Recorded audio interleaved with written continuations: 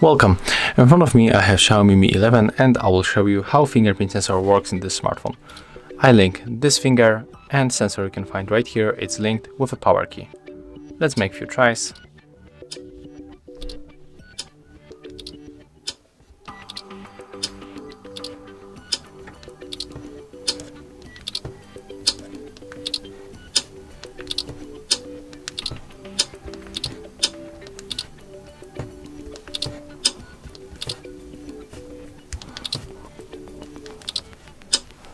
So as you can see, this sensor works fast.